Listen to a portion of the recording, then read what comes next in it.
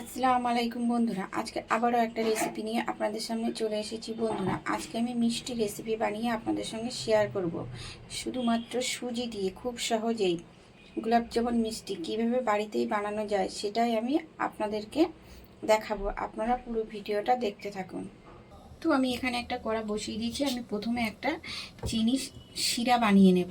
তার জন্য এখানে আমি চিনি নিয়েছি, মানে আধ বাটি চিনি নিয়েছি এখানে,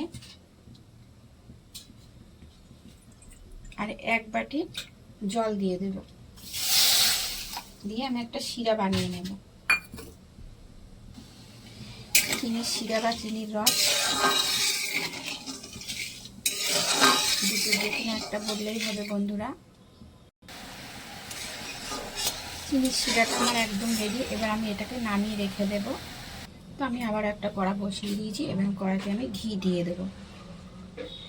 3 চামচ মতো ঘি দিয়ে দিয়েছি। তো ঘিটা আমার গরম হয়ে গেছে। এবারে লিকুইড দুধ দিয়ে দেবো। এবার আমি দুধের মধ্যে সুজি দিয়ে একটা ডো বানিয়ে নেব।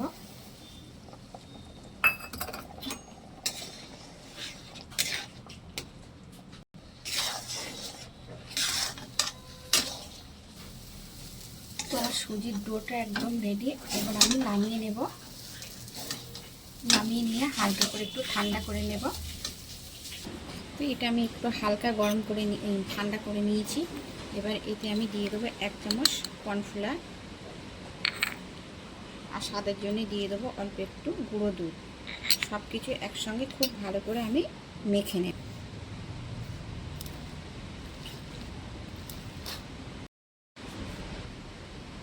তো ডোটা আমার মাখা হয়ে গেছে। এবার আমি অল্প অল্প করে নেব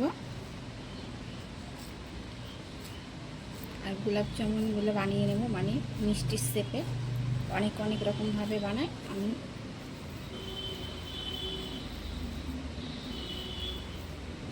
প্রত্যেকটা গোলাপ জামুন ঠিক একইভাবে বানিয়ে নেব। তো বন্ধুরা, প্রতিটি গোলাপ জামুন মিষ্টি ঠিক আমি একইভাবে করে নিয়েছি। এবার আমি এগুলো তেলের মধ্যে দিয়ে ভেজে নেব। তো তেলটা আমার গরম হয়ে গেছে। এবার একে একে আমি গোলাপ জামুনগুলো তেলের মধ্যে ছেড়ে দেব।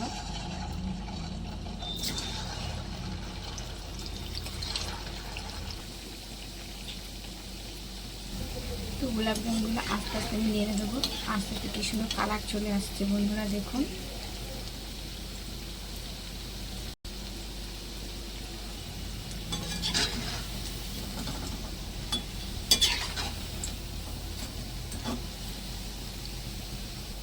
তো গোলাপ জামুনগুলো আমার ভাজা হয়ে গেছে। এবারে তুলে নেব।